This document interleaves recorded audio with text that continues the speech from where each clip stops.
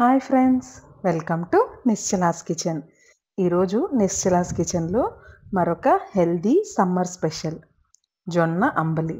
మనందరికీ రాగి అంబలి అయితే సుపరిచితమే, కానీ ఈరోజు జొన్నలతో కూడా అంబలి ఎలా తయారు చేసుకోవచ్చో చూద్దాం.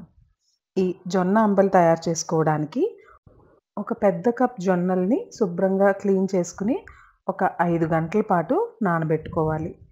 ఇక్కడ నేనైతే ఇలా జొన్నలతో చేస్తున్నాను.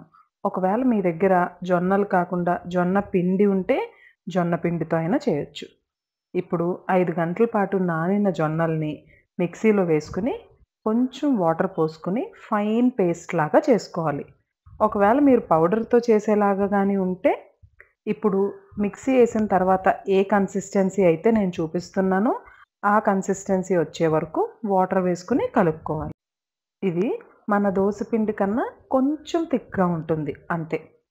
ఇప్పుడు మిక్సీ వేసుకున్న జొన్న పిండిని ఒక బౌల్లోకి తీసుకుని పక్కన ఉంచుకోండి. మనం ఇక్కడ 1 కప్పు జొన్నలు తీసుకున్నాం కదా! 1 కప్పు జొన్నలకి 5-6 కప్పుల వాటర్ అవసరపడుతుంది. ఒక మందపాటి గిన్నె కానీ ఇలా కుక్కర్ కానీ తీసుకుని 6 కప్పుల నీళ్లు వేసి ఆ నీళ్ళని బాగా బాయిల్ చేసుకోవాలి. బాగా బాయిల్ అవుతున్నప్పుడు మనం మిక్సీ చేసి ఉంచుకున్న జొన్న పిండిని ఆ బాయిలింగ్ వాటర్లో వేసి ఇలా గరిటెతో తిప్పుతూ బాయిల్ చేసుకోవాలి. పిండి వేసిన తర్వాత 5-7 నిమిషాల పాటు బాయిల్ చేస్తే సరిపోతుంది. దీన్ని అంతకన్నా ఎక్కువ బాయిల్ చేయాల్సిన అవసరం ఉండదు. ఒకవేళ మీరు పౌడర్తో చేసుకున్నా జొన్నలతో చేసుకున్నా కూడా ఇంతే టైం సరిపోతుంది. చూడండి, కానీ ఏమాత్రం కలపడం మాత్రం ఆపకూడదు. ఇలా కలుపుకుంటూనే బాయిల్ చేసుకోవాలి. ఒకవేళ కలుపుకుంటూ కానీ బాయిల్ చేసుకోకపోతే పిండి ఉండలు కడుతుంది. అలా ఉండలు కట్టకుండా ఉండాలి అంటే కలుపుతూ బాయిల్ చేసుకోవాలి. చూడండి, ఒక 5 నిమిషాల తర్వాత కొంచెం బబుల్స్ రావడం స్టార్ట్ అవుతుంది.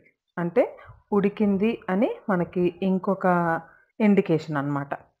అలా 5-6 నిమిషాల తర్వాత కుక్కర్లో బాయిల్ చేసుకున్న జొన్న పిండిని వేరే బౌల్లోకి తీసుకోవాలి. ఇప్పుడు ఇది కొంచెం చల్లారిన తర్వాత ఒక అర లీటర్ పెరుగు, చూడండి ఇలా ఒక అర లీటర్ పెరుగుని బాగా కవ్వంతో చిలుక్కొని ఈ బాయిల్ చేసి ఉంచుకున్న జొన్న పిండిలో కలుపుకోవాలి.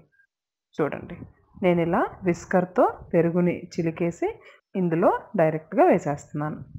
ఈ సమ్మర్ సీజన్లో రోజు కానీ ఇది చేసుకోగలిగి తింటే పిల్లల నుంచి పెద్దల వరకు హెల్త్‌కి ఎంతో మంచిది. డయాబెటిస్ ఉన్న వాళ్ళకైతే ఇంకా మంచిది. అండ్ ఎవరన్నా వెయిట్ లాస్ అవ్వాలనుకుంటుంటే వాళ్ళకు కూడా ఇదొక బెస్ట్ ఆప్షన్. ఇది ఉదయాన్నే లేవగానే బ్రేక్‌ఫాస్ట్‌గా కానీ, మధ్యాహ్నం లంచ్‌గా కానీ, డిన్నర్‌గా కానీ ఏ టైంలో అయినా సర్వ్ చేసుకోవచ్చు. ఇప్పుడు పెరుగు వేసి కలుపుకున్న తర్వాత రుచికి సరిపడా పింక్ సాల్ట్ కూడా వేసుకుని బాగా కలుపుకోవాలి. మీరు ఈ పింక్ సాల్ట్‌కి బదులు కల్లుప్పు కూడా వేసుకోవచ్చు. బాగా కలుపుకొని ఆ తర్వాత సర్వ్ చేసుకునే ముందు ఉల్లిపాయ ముక్కల్ని చిన్న చిన్నగా చాప్ చేసుకున్న ఉల్లిపాయ ముక్కల్ని కూడా యాడ్ చేసుకుని సర్వ్ చేసుకోండి. ఈ ఉల్లిపాయలు వేయడం వల్ల దీనికి టేస్ట్ ఇంకా ఇంక్రీజ్ అవుతుంది. మరి ఇంట్లో పిల్లలు గాని ఉంటే వాళ్ళు చాలా ఇష్టంగా తింటారు. ఇది హెల్త్‌కి ఎంతో మంచిది.